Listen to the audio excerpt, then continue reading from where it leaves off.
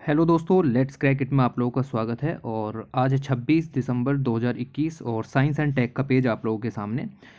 काफ़ी अच्छी न्यूज़ है। ये वाला आर्टिकल बहुत ही खूबसूरत आर्टिकल है। छोटे छोटे दोनों आर्टिकल अच्छे हैं और कुछ कुछ चीज़ें आपकी यहाँ से भी निकलती हैं, लेकिन इतनी इंपॉर्टेंट नहीं है।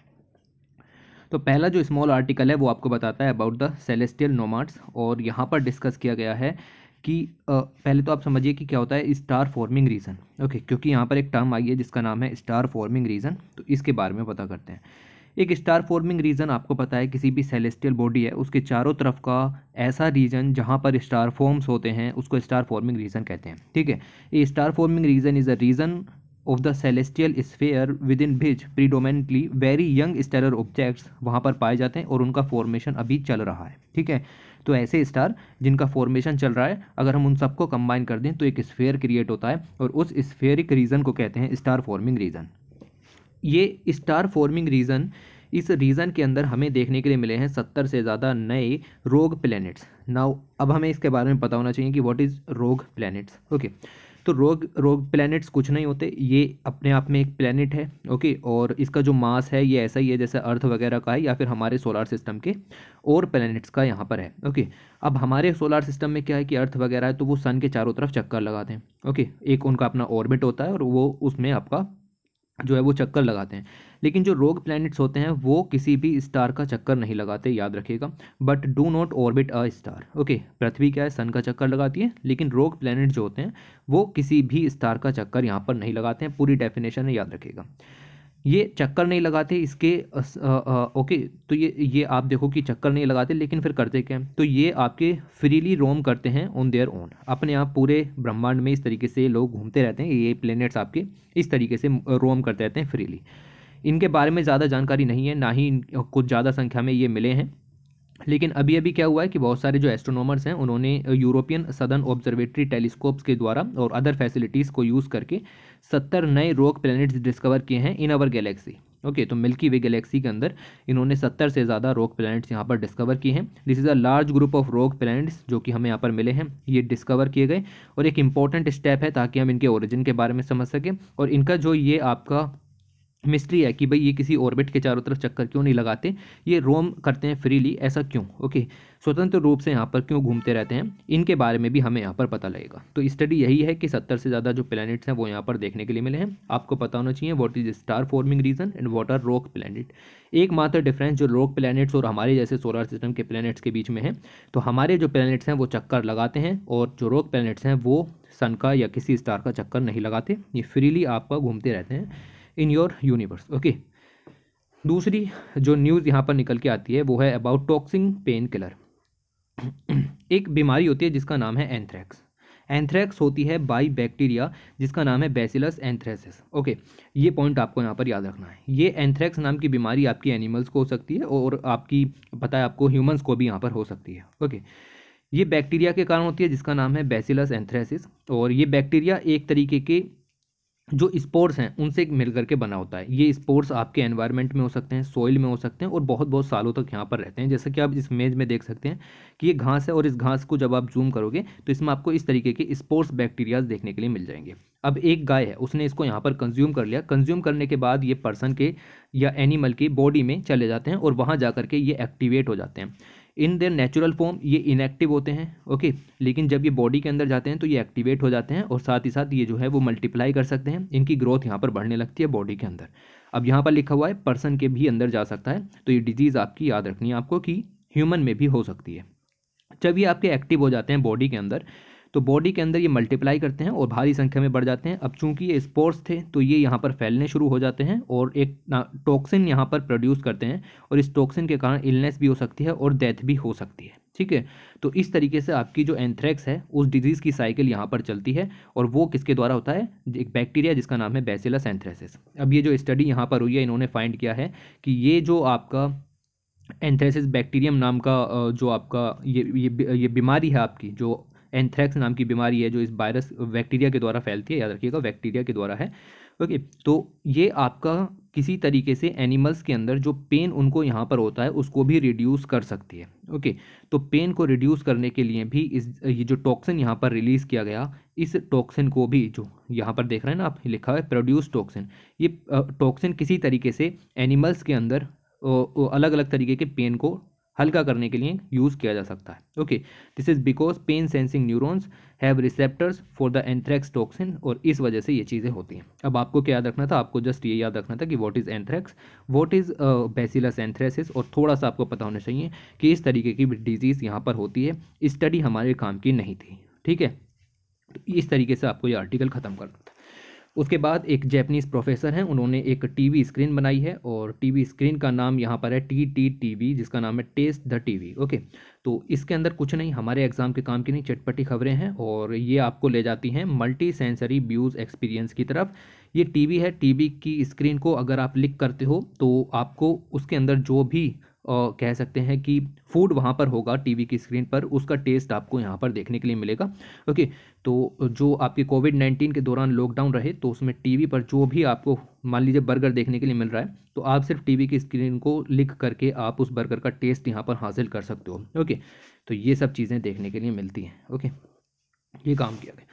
उसके बाद सबसे इम्पोर्टेंट आर्टिकल आ जाता है आपका, जिसका नाम है study of distant magnetar reveals facet of exotic star. तो सबसे पहले तो हमें पता होना चाहिए कि व्हाट इज़ मैग्नेटार, और वेरी वेरी इंपॉर्टेंट, ठीक है। लिखा हुआ है the short lived flare record by the ISS instrument spewed as much as energy in a tenth of a second that our sun radiate in 1 lakh years. Okay, तो हमारा जो सूरज है वो 1 लाख साल में जितनी एनर्जी देता है, आपके जो मैग्नेटार्स हैं उतनी एनर्जी 1 सेकंड में दे देते हैं, इवन 1 सेकंड के भी 10वें भाग में दे देते हैं। तो आप समझिए कि क्या चीज़ की हम बात कर रहे हैं यूनिवर्स के अंदर। आर्टिकल को पढ़ने से पहले कुछ चीज़ें आपको समझना ज़रूरी हैं। देखिए, एक होती है स्टार फॉर्मिंग की अपनी प्रोसेस। स्टार फॉर्म होता है, फॉर्म होने के बाद काफ़ी सालों तक रहता है, उसके बाद उसका कोलैप्स होना शुरू हो जाता है अपनी ही ग्रेविटी के अंदर। ओके, जब एक स्टार का कोलैप्स होता है तो 3 चीज़ें यहाँ पर बनती हैं। 3 चीज़ें बेसिकली मैं बात कर रहा हूँ जो कि सिलेबस के हिसाब से हैं। नंबर 1, वाइट ड्वार्फ आपके यहाँ पर क्रिएट हो जाते हैं। अगर स्टार का साइज़ छोटा है तो वाइट ड्वार्फ आपके क्रिएट हो जाएंगे। दूसरी चीज़ जो स्टार के लाइफ एंड पर यहाँ पर निकलती है वो है आपका ब्लैक होल। ओके, स्टार का साइज़ अगर बड़ा है, और स्टार का साइज़ अगर बड़ा है और उसके अंदर किसी भी तरीके की रेडिएशन रिलीज़ नहीं हो रहे हैं, तो फिर वहाँ पर ब्लैक होल बन जाता है, ठीक है। एक होता है तीसरा, जिसको कहते हैं न्यूट्रॉन स्टार। स्टार का साइज़ बड़ा होता है, 10 से लेकर के 25 गुना होता है हमारे सूरज का, ठीक है।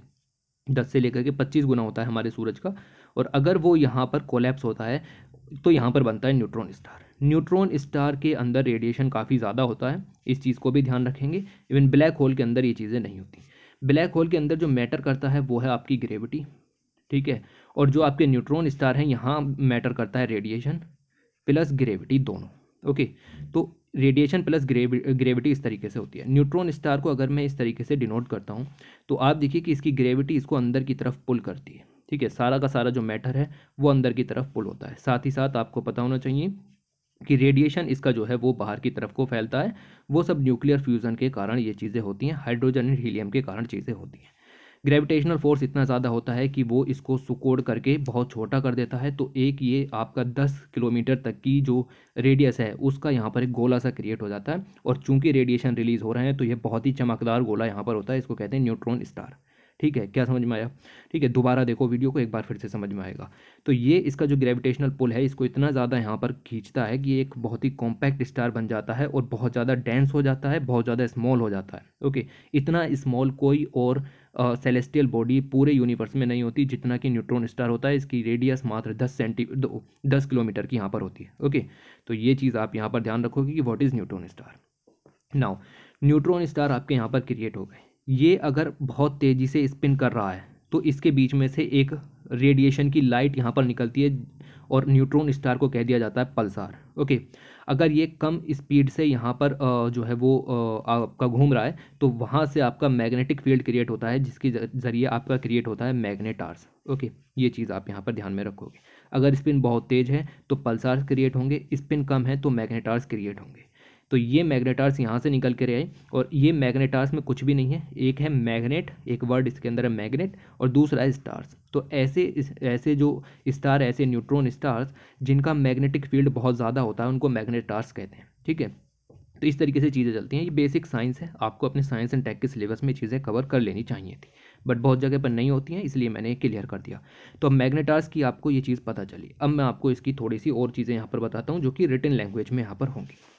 एक मैग्नेटार एक टाइप होता है न्यूट्रॉन स्टार का, क्योंकि वहीं से ही निकल करके आया है, और इसका जो इंपॉर्टेंट फीचर ये होता है कि इसके अंदर अल्ट्रा पावरफुल मैग्नेटिक फील्ड होता है। ठीक है, मैंने बताया कि स्पिन कम होता है, मैग्नेटिक फील्ड काफ़ी ज़्यादा होता है। आप इमेज के अंदर देख सकते हैं कि कितना ज़्यादा मैग्नेटिक फील्ड दिख रहा है। ये मैग्नेटिक फील्ड एक न्यूट्रॉन स्टार से 1000 गुना तक ज़्यादा हो सकता है, क्योंकि न्यूट्रॉन स्टार से ही मैग्नेटार का फॉर्मेशन हुआ है। ओके, और इवन अर्थ का जो अपना मैग्नेटिक फील्ड है उससे 1 trillion times stronger magnetic field यहाँ पर हो सकता है। आप समझिए कितना ज़्यादा मैग्नेटिक फील्ड यहाँ पर है। पूरे यूनिवर्स में किसी और बॉडी का इतना ज़्यादा मैग्नेटिक फील्ड नहीं होता है। Okay, magnetars are by far the most magnetic stars in the universe, ये बात मैंने आपको बताई। If you were to venture closer to the magnetic, अगर आप मैग्नेटर के क्लोज में गए तो आप तुरंत मर जाओगे, आपकी बॉडी के जो आयंस हैं वो पूरी तरीके से अलग हो जाएंगे, इलेक्ट्रॉन्स बर्स्ट हो जाएंगे और आपकी बॉडी धुआं हो जाएगी। ठीक है, तो ये चीज़ आप यहाँ पर ध्यान रखो कि मैग्नेटार्स का क्या इंपॉर्टेंस है। आप देखो यहाँ पर लिखा हुआ है साफ साफ, आपका नासा का डाटा है सीधे। और न्यूट्रॉन स्टार्स जो हैं वो आपके क्रिएट होते हैं। एक न्यूट्रॉन स्टार मैंने बताया कि डेंस कोर होता है इसका, और ये आपका ग्रेविटेशनल पुल के कारण बहुत ज़्यादा डेंस यहाँ पर क्रिएट हो जाता है। इसकी आपको मिल जाएगा कि इसका जो डायामीटर होता है वो लगभग 15 से 30 किलोमीटर तक का यहाँ पर होता है, यानी रेडियस जो है वो एवरेज अगर हम देखें 10 किलोमीटर की होती है, तो ये बहुत ही ज़्यादा छोटे यहाँ पर हो जाते हैं। ओके, डेंटेस्ट ऑब्जेक्ट हैं, इनसे ज़्यादा डेंस कोई ऑब्जेक्ट नहीं होता, इनसे ज़्यादा स्मॉल कोई ऑब्जेक्ट यहाँ पर नहीं होता, जो जिसमें ये सारी प्रक्रियाएँ यहाँ पर चल रही होती हैं। इवन आप देखो कि ये चीज़ें आपको पता होनी चाहिए। सबसे ज़्यादा जो डेंस होता है वो यहाँ पर होता है आपका ब्लैक होल, क्योंकि वो पूरा का पूरा आपका ग्रेविटी के बेस पर चलता है।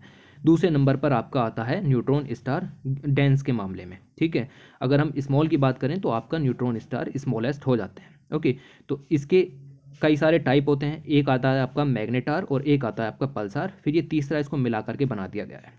पल्सार अगर स्पिन बहुत ज़्यादा हो रहा है तो इस तरीके की एक रेडिएशन की बीम यहाँ पर क्रिएट हो जाती है, और जब ये रेडिएशन की बीम क्रिएट होती है तो इसको पल्सार यहाँ पर कहा जाता है।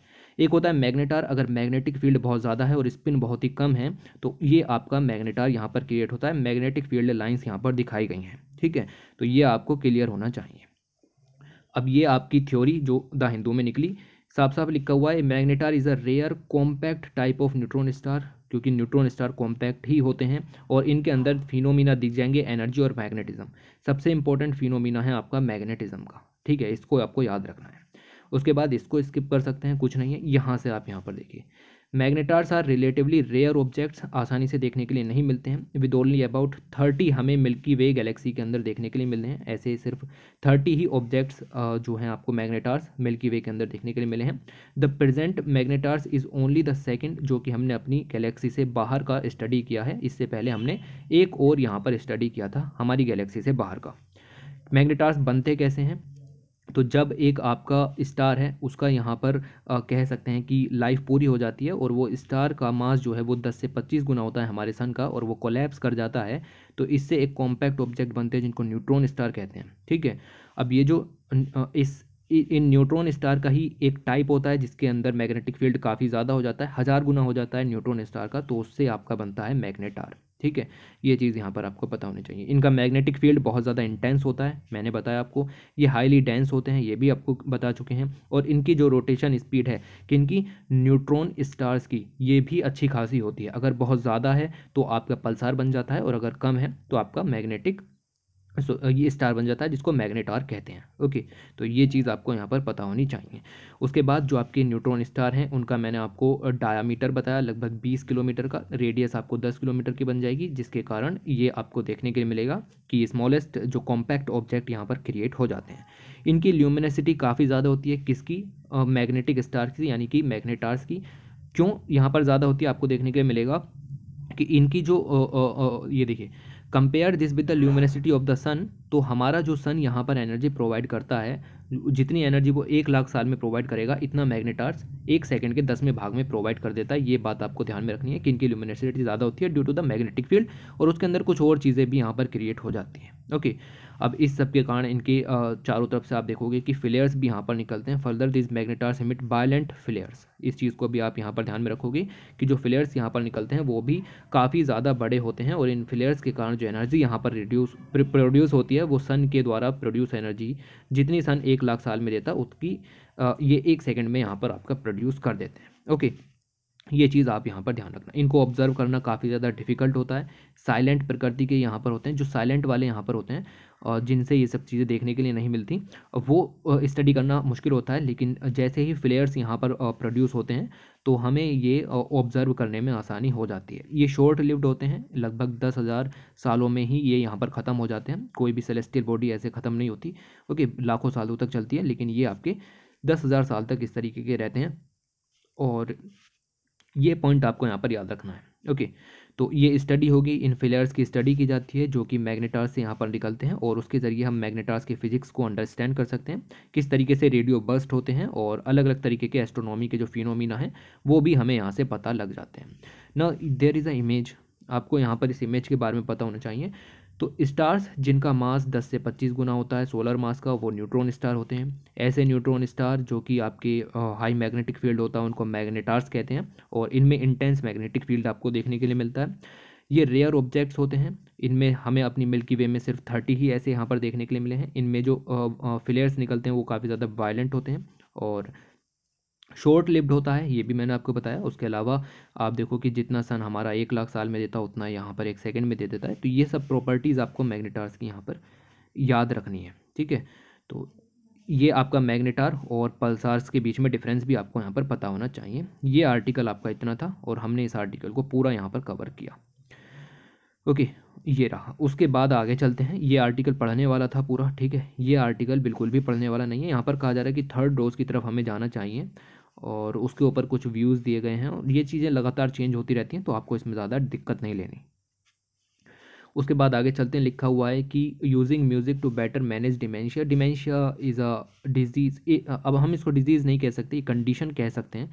एक कंडीशन होती है, और इस कंडीशन में आप अपनी जो मेमोरी है वो भूल सकते हैं। आप कितनी फ्रिक्वेंटली मेमोरी भूलते हैं उसके हिसाब से डिमेंशिया को डिक्लेयर किया गया है फर्दर। और इनमें से अगर आप अपनी डेली एक्टिविटीज़ का लगभग 80% हिस्सा तक भूल जाते हैं, तब इस डिमेंशिया को यहाँ पर आप अल्जाइमर्स का नाम दे देते हैं, ठीक है।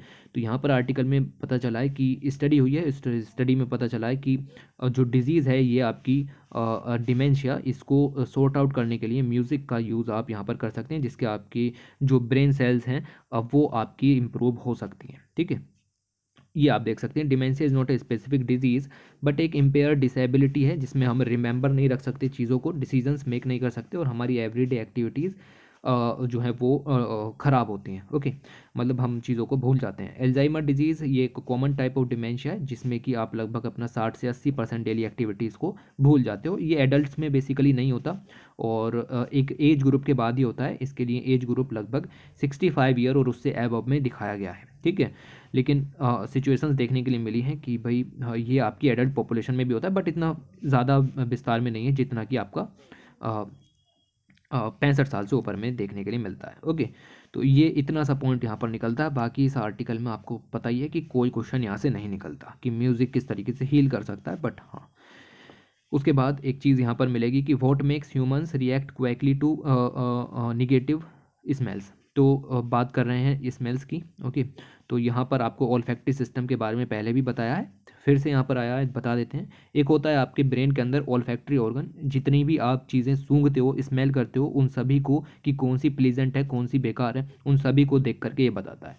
इमेज के अंदर साफ साफ आपको ओल्फैक्टरी सिस्टम आपके ब्रेन के अंदर दिखाया गया है, देख सकते हैं। ये रहा, पूरे ब्रेन का 5% हिस्सा यहाँ पर ये होता है। ओके, तो यहाँ से आप चीज़ों को स्मेल करते हो, और यहाँ पर आपका ये जो चीज़ें हैं जो भी आपने सूंघा है उसका सारा डाटा इधर जाता है, और ये आपको बताता है कि चीज़ें प्लीजेंट हैं या फिर अनप्लीजेंट हैं। ओके, तो यहाँ से पता लगेगा। In humans olfactory senses seems particularly important. ये डिटेक्ट करते हैं कि कौन सी स्मेल हार्मफुल है, कौन सी अच्छी है, या कौन सी कैसी है, ठीक है। तो ये ऑल्फैक्टरी सिस्टम के बारे में आपको इतना पता होना चाहिए। और मिलियंस ऑफ डिफरेंस आपको बता सकता है, अलग अलग तरीके की स्मेल आपको पता चल जाती है। ओके, तो ये आपका ओल्फैक्टरी सिस्टम के बारे में इतना पता होना चाहिए। बाकी इस पूरे पेज पर आपको कुछ और न्यूज़ नहीं मिलेगी, सारी न्यूज़ कवर कर ली गई हैं। ठीक है, तो चलिए फिर इसके बाद वीडियो को एंड करते हैं। Thanks for watching, take care.